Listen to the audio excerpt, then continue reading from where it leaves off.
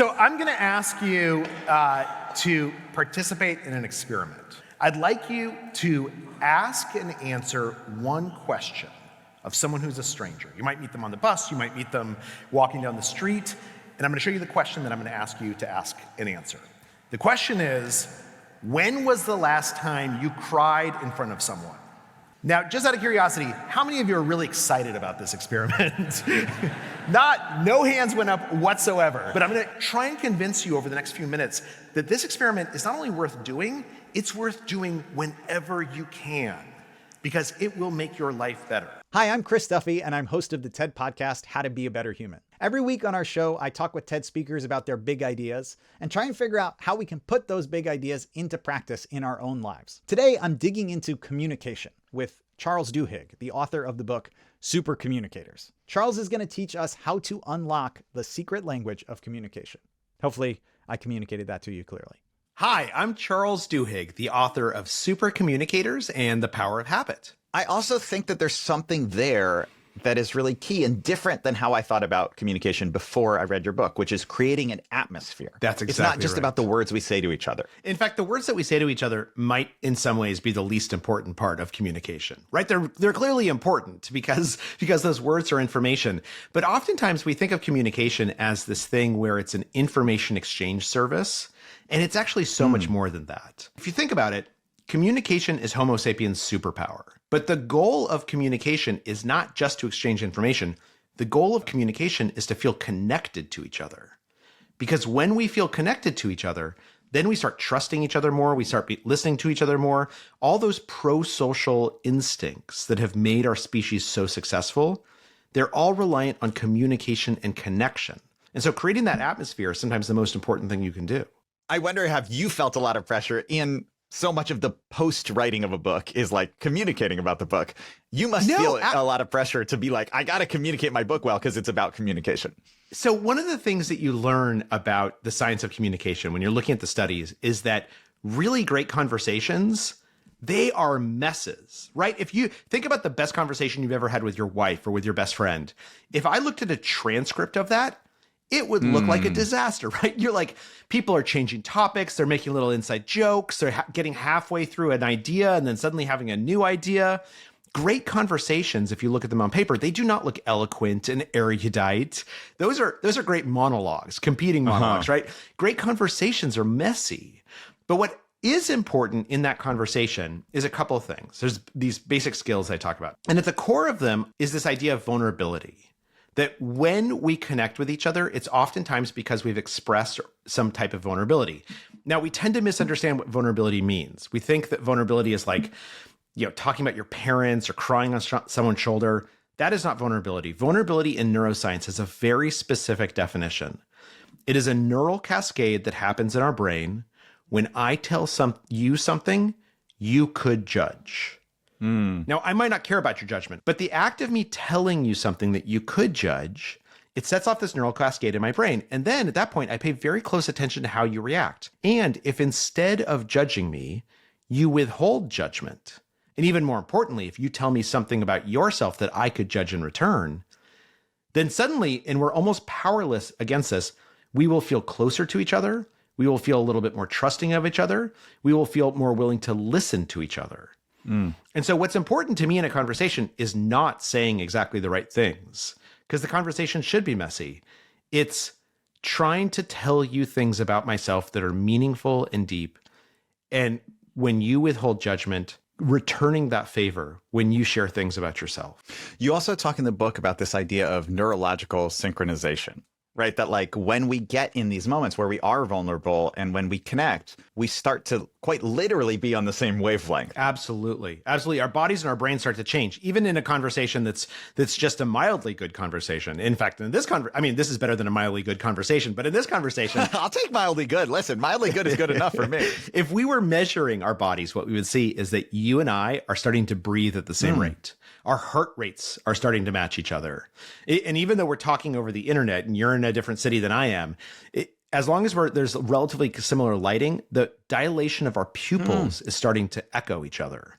But even more importantly, if we could see inside our brains, what we would see is that my neural activity and your neural activity are beginning to look more and more similar. Wow. It's what creates that sense of connection. It's known within neuroscience as neural entrainment. And the reason why it's so important is because when you and I become entrained, it actually causes a dopamine reaction within our brains. We feel good. That's why you feel so great after having a really good conversation. Your brain is literally creating pleasure, transmitters in order for you to feel that way. When we want to connect with someone, when we want to show them that we want to connect with them, we start matching them. That's at the core of empathy. It's at the core of neural entrainment. It's at the core of connection. I wonder about the idea of building these skills, of getting more able to have like neurological synchronization, neural entrainment, all of these really technical terms, but also just at the core, right, like having a real connection. I think a lot about humor.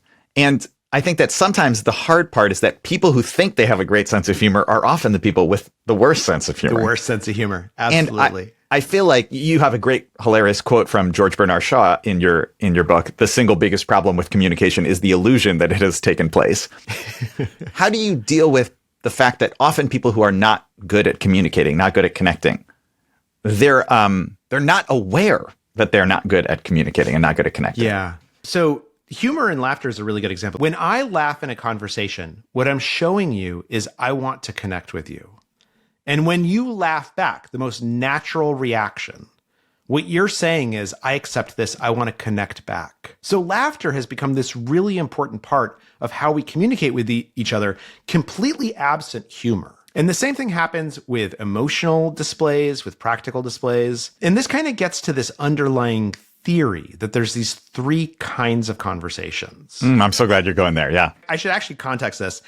So for me, writing Supercommunicators started when I got into this bad pattern with my wife where I would come home from work, and I was working at the New York Times at that point, and I'd complain about my day, and she would basically try and solve my problems. She would say something like, why don't you take your coworkers out to lunch? You guys can get to know each other a little bit better. And instead of being able to hear her very good advice, I would get even more upset. And I'd be like, why aren't you supporting me? You're supposed to be outraged on my behalf. Tell me that I'm right and they're wrong. I think probably everyone listening has some version of this in their own relationships. Yeah. And so I went to these researchers and I asked them, what's going on here? Like, I'm a professional communicator. Why do I keep making this mistake? And they said, well, first of all, we're glad you showed up because we're living through this golden age of understanding communication. But secondly, one of the things we've discovered is that when you're having a discussion, you think you know what that discussion is about, right? You're talking about your day, or you're talking about the kids' grades, or where to go on vacation. But actually, they said, inside that discussion are many different kinds of conversations. And in general, these conversations fall into one of three buckets. There are these practical conversations where the goal is for us to make plans or to solve problems together. But then there's emotional conversations where I tell you what I'm feeling, and I don't want you to solve my feelings. I don't want to plan for feeling better. I want you to empathize with me. And then finally, there's social conversations, which is about how we relate to each other and how we relate to society, the identities that are important to us. And what they said is, all three of these conversations are all equally legitimate. And in fact, in a discussion, you'll probably have all three. But if you are having different kinds of conversations at the same moment, you cannot hear each other fully. And so this has given rise to what's known as the matching principle within psychology, which says that successful communication requires having the same kind of conversation at the same moment. And then once you get synchronized, you tend to, with your partner, to move from conversation to conversation together. It's one of those concepts that if you just apply it to your own life, it becomes really clear that there's truth to it. Like for me, it's really funny to imagine if I go to the hardware store and I say, I'm having trouble getting up to my roof to fix something. And I'm wondering if you have a recommendation for the right kind of ladder. And then they go, that sounds so hard. I hear you and you are seen. Yeah. I'd be like, what is happening? Yes, that's exactly right. And similarly, if I'm going and hanging out with a friend and I say like, oh, I'm really excited to watch the new Star Wars movie. And then they go, the way you could make time to see the Star Wars movie is by clearing out your calendar in these 5 ways. It's like, what? Okay. Totally. I want to have a social conversation now. So this actually just tracks in like such a funny and clear way in my own life. You know, when I talk to those neuroscientists, The reason they said we're living through this golden age of understanding communication is because for the first time, we can actually see inside people's brains as they're having conversation. We get confused about what good communication is, right? A great example of this is if you ask like supercommunicators, consistent supercommunicators, people who can connect with almost anyone, if you ask them if they've always been good at communication, they almost inevitably will say no. They'll say things like, I had trouble making friends in high school, so I had to really study how kids talk to each other. Or my parents got divorced and I was the peacemaker between them. It's the act of paying attention to communication that makes us better communicators. There is no one who is born with the gift of the gab. There's no one who is born a super communicator. We learn how to be super communicators by identifying these very basic skills, which we can talk about, and then just practicing them. Because if you practice them, your brain will make them into habits very, very quickly. Let's talk about those very basic skills. Okay. And I also do want to talk about the mindsets, which I think are very related to skills. Yeah. Okay, so the first big important skill is asking questions. So one of the things that we know about consistent supercommunicators is that they ask more questions than the average person. And some of those questions are sort of invitations. They're like, oh, what'd you think about that? Or, oh, you went there? What did you like it? Right? They're just kind of invitations to come into a conversation. But some of the questions that they ask are what are known as deep questions. And a deep question is something that asks about my values or my beliefs or my experiences. And that can sound kind of intimidating, like you have to ask deep questions. But it's as simple as if you meet someone who is, for instance, a doctor, and instead of saying to them, oh, what hospital do you work at? If you ask them, oh, what made you decide to go to medical school? That's a super easy question to answer.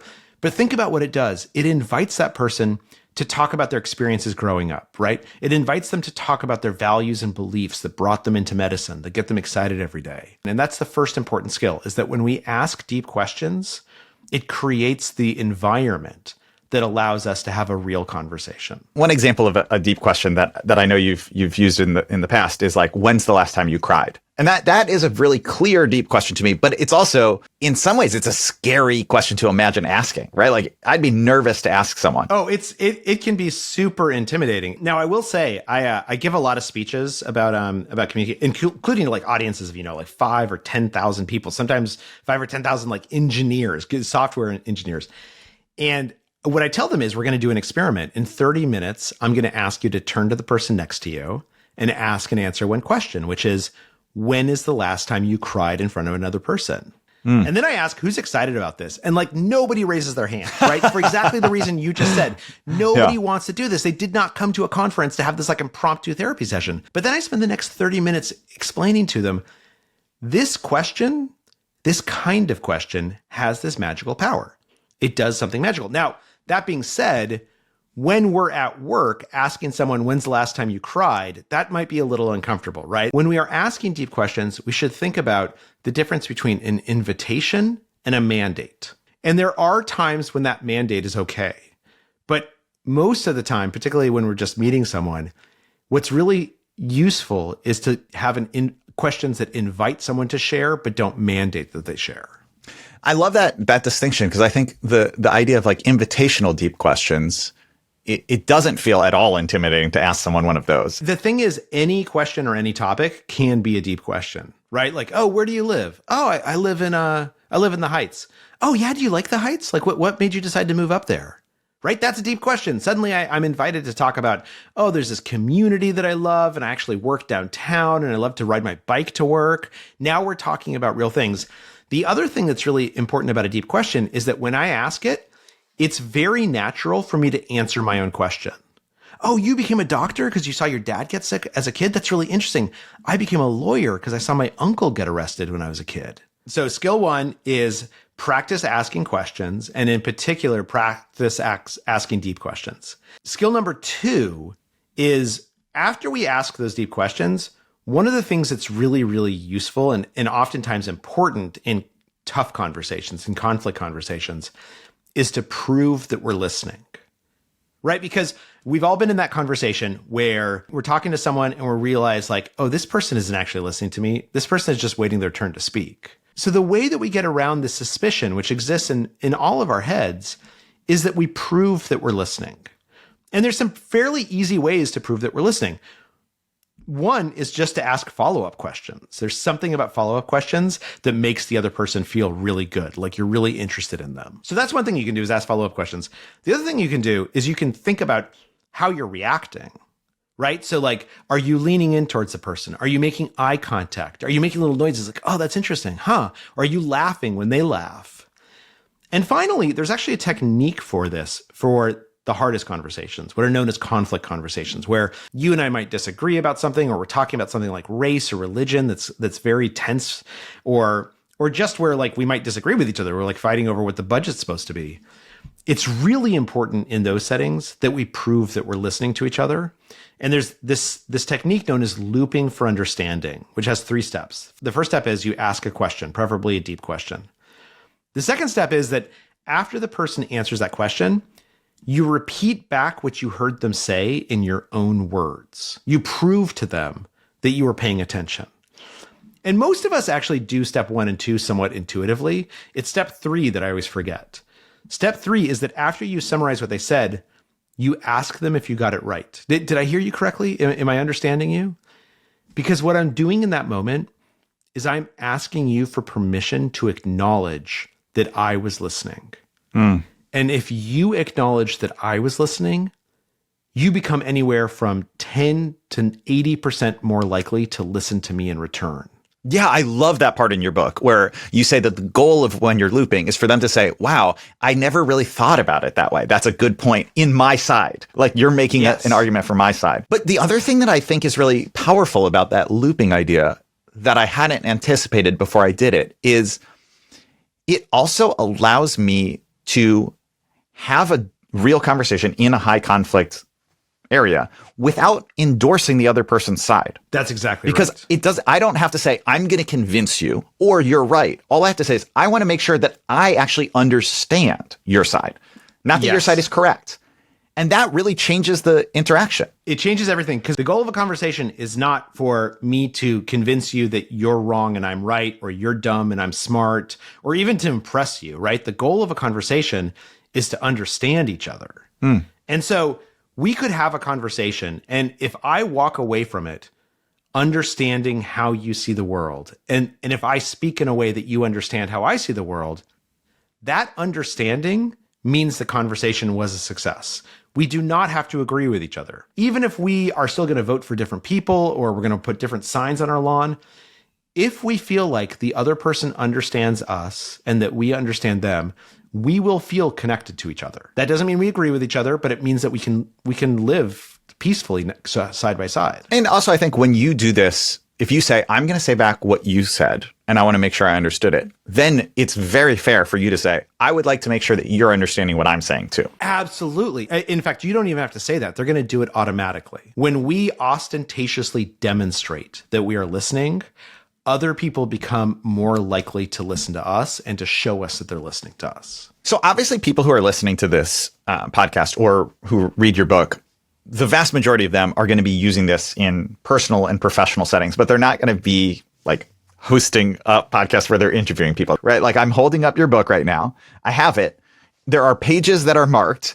And to quote from the book, to show you that I actually do the research to know what you're saying. Like that changes the conversation, because a lot of times when people are interviewed, someone says, so let's start by you telling me the book. And then they say back a question based on what you said. And I think the reason I bring this up is not to say like, oh, look at me, Chris, what a great interviewer, but it's to say that I think that is the exact same thing we're saying here, which is to actually show that you're listening to the person, to demonstrate their respect for what they're saying. That's exactly right. And this is why it's the second skill, is because it's so important, is because a conversation is about speaking and listening. But we tend to think of listening as a passive activity. We tend to think like, if I close my mouth and open my ears, then I'm listening. And that's the first step of listening, but that is not sufficient on its own. What's important is that after you close your mouth and open your ears, is that you open your mouth back up and you prove to the person, oh, I'm actually paying attention to what you're saying. I'm not just thinking about what I want to say next, because I'm asking you a follow-up question, or I'm saying like, oh, that's so interesting, or I'm looping for understanding. It's really, really powerful, and it's key to how we connect with each other. Several of the things that we've talked about in this conversation, they apply to everyone. But I do think that because of the way that our society works and the way that we're socialized, they can be uniquely challenging for heterosexual men. For example, I think men are really socialized to look for solutions, to go to that practical conversation rather than to go to the emotional conversation. Most men that I know, when someone says like, I'm really sad, here's all the issues, it's easier to go to, I'm going to fix that, than to say, I'm going to validate that. I would be really surprised if, at least if you are in North America, in the same culture that I am in, I think I'd be really surprised that when I ask you to picture someone who is bad at communicating in the way that they talk too much and don't leave enough space, I would be surprised if that wasn't a man that you're thinking of. And that's not to say like this is biologically determined, but I think that there are some like socialization pieces that need to get broken in order to have someone become a super communicator too. Yeah, so you're right. It's not biologically based. I'll tell you what the science says. Men and women do not communicate differently. What is different is that we end up usually getting habituated in slightly different kinds of communication. And so we become more comfortable with a certain approach. That does not mean that men are less emotional than women. It does mean that when men want to talk about emotional topics, sometimes they will revert to language that sounds practical, but in fact is emotional language. It's just that they're habituated. Their habit is to kind of talk about it a certain way. And women who often grow up in environments where they're much freer to talk about emotional topics, they're habituated slightly differently. Let's say I come home and I say like, hey, Liz is my wife. I say, Liz, like, we got to talk about like our family budget. Cause like, I think we're spending too much money and I really want to go through the numbers and figure out what we're spending it on. Cause I'm really, really worried. Like it feels like we're spending too much and I don't know how we're going to afford the kids' college if we don't start saving right now. Okay. That sounds at first glance like a very practical conversation, right? I'm talking about numbers. I'm talking about budgets, but pay attention to the words that I used. This is how we match each other. I'm worried.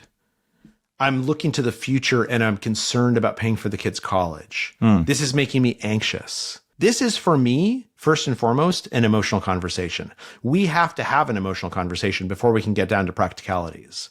And I'm signaling to you, even though I'm using all these practical words and I'm very businesslike, I'm signaling to you through the words that I use that I am in an emotional mindset. And so the best thing that Liz can do is say, listen, let's talk about this because I hear that you're worried and I don't want you to be worried. I want us both to be really confident about what we're spending on. And I want to be your partner in this. I want to make this happen together so that we both feel really confident and really calm about our finances. Okay, so what she's done there is she's matched me emotionally. She's acknowledged and empathized with my emotions. And at that point, she could actually even say, since I understand how you're feeling, can we talk about some solutions? Like, can we talk about better ways to spend money? In other words, can we move from an emotional to a practical conversation together? And if that happens, we're going to be in sync and we're both going to feel good. This perfectly ties into the next thing that I wanted to ask you about, which is these three types of conversations, right? They also relate to mindsets. Sometimes you've explained in the book, like the three kinds of conversations are like, what is this really about? How do we feel? And who are we? Yeah. Those are other types of conversations. And they can be a decision-making mindset, an emotional mindset, or a social mindset. So we've kind of talked about like practical, the emotional, and the social. Let's talk about that other piece, the like, what's this really about? How do we feel? And who are we? And those are sort of the questions that correspond to each kind of conversation, right? When we're having a practical conversation, what we're really talking about is, what's this really about? Like, what are we trying to do? Why are we having this conversation? What's our goals in this conversation? When we're having an emotional conversation, what we're really asking is, like, how do we feel about this? And when we're having a social conversation, what we're asking is, who are we? What is it about my background or my beliefs or the way that I see myself that influence how this topic I'm talking about and influence both how I speak and listen? So those are sort of three questions that help us understand what's going on in each of those three different kinds of conversations. I felt like a lot of what I loved about Super Communicators was this took things that I've seen in my own life or that I've thought about, but never kind of like explicitly had terms for. And this explained them in a really clear way. You cite this really interesting example where they had a very fraught conversation. People on opposite sides of the gun control debate talking online on Facebook, which I would have thought is a recipe for the absolute most impossible connection imaginable, right? Like, there's no way people are going to speak civilly. There's no way people are going to connect or feel like they're heard. And actually, the conclusion that you came to was the opposite. So can you talk about that a little bit? Yeah, absolutely. So we know a lot about how technology influences communication. So even setting aside the internet for a second, just looking at telephones. When telephones first became popular about 100 years ago, there were all these studies that appeared that said, no one will ever have a real conversation on the telephone. Because up until then, almost all conversations had happened face to face. And people were like, look, if you can't see the other person, if you can't see their gestures and expressions, if you can't hear their voice with really high fidelity, you're never going to have a real conversation. And what's really interesting is we look at that and we kind of laugh now. But if you look back, they were right for like the first 10 or 15 years of telephone's use. If you look at early transcripts from the first phone conversations, people use them as telegrams. They didn't know how to have conversations on the phone. Now, by the time you and I and everyone listening, by the time we were in middle school, we could like talk on the phone for like 7 hours a night, right? And they were like the most important conversations of our life. So what happened there? What made us able to talk on telephones? Well, what happened is we learned the rules for phones. And there are specific rules for phones. There are rules that you live by without even realizing it. When you're on the telephone, you will overemphasize your words. You're not consciously doing it. It's just more emotion into your voice than if you were talking to someone face to face. Wow. These are things that we've come to realize when I'm talking on the phone, I have to behave this way. And they're so automatic that we don't even think about them. They're nearly subconscious. So let's think about like the internet.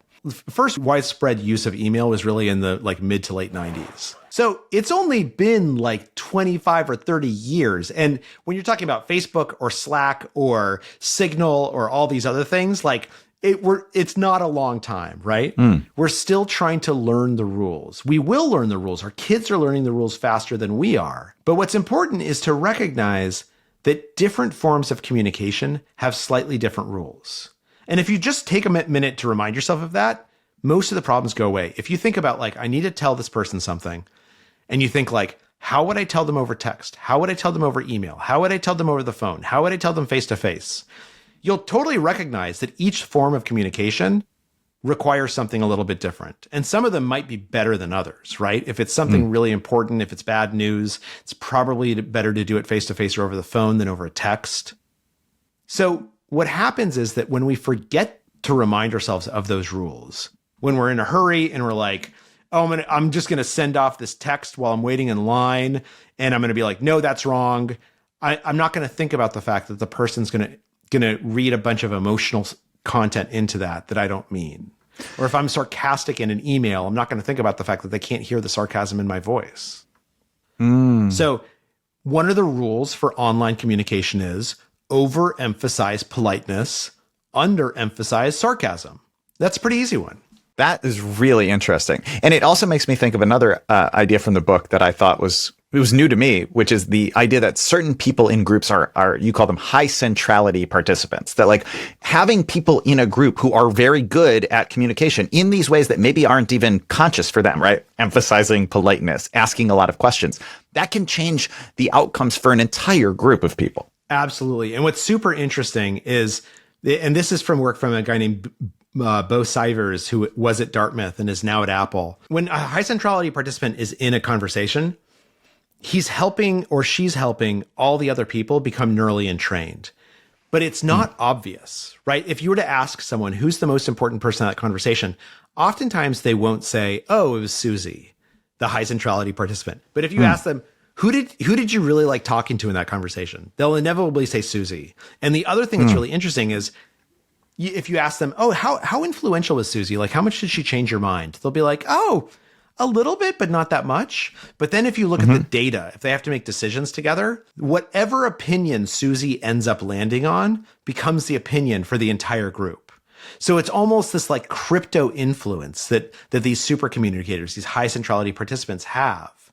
And part of what they're doing is the reason why they're so influential is that they're not pushing their own ideas. They're echoing other people's ideas. Hey, Jim brought up this one idea and Andy brought up this other idea, and they're restating, they're looping for understanding those ideas oftentimes more eloquently than the original speaker themselves. And then they're saying, Jim's idea makes more sense to me. And everyone else is like, yeah, Jim's idea is really the one to go. And everyone thinks Jim was really influential, but it wasn't. It was that high centrality participant, Susie.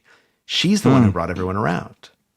You have a section in your book where you talk about how you used these. And I think what was good enough for you will probably be good enough for the listener. And I especially love that it really made me laugh that you say, I'm getting better at these skills, though my wife just last week asked how a rambling dinner time monologue might align with some of the advice in my book. That's just, I love the idea that you're like, I'm still not perfect. And that she's like, yeah, no, not at all. Now a tool in her toolkit can be like, I wonder if you might want to check out this book, Supercommunicators. So how have you tried to use these lessons that you learned? And by extension, what could people listening use? Yeah. So actually, here's the number one thing I do every day. And this would be something I would challenge all the listeners to do. Today or tomorrow, try and ask a deep question that you normally wouldn't ask.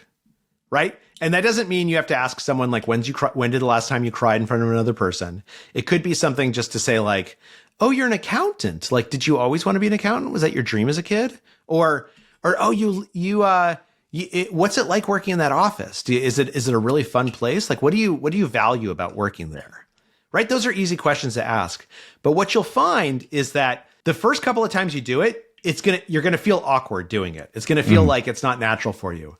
And yet, when you ask it, the other person isn't going to notice that awkwardness at all. And they're going to love being asked that question. They're going to like tell you all about like what's it like to be an accountant, that they wanted to be an astronaut when they were a kid, but they ended up an accountant, or that working at this place is so great because the people are like so kind to each other. And now I know something about you, that you really value community and kindness. And you'll figure out pretty quickly that asking these deep questions is a lot easier than you think it is. And it's more rewarding than you expect it to be. So this is my challenge for myself every day. And my challenge for everyone listening is try and ask a deep question today or tomorrow. Just one deep question. Watch what happens. And when it succeeds, say to yourself, I'm going to do this more. Because if you just do it a handful of times, it'll become a habit. And then it'll feel like the most authentic, automatic, natural thing on earth. Well, Charles Duhigg, this was such a pleasure. Thank you so much for super communicating with us. Thanks for having me on. This is really great.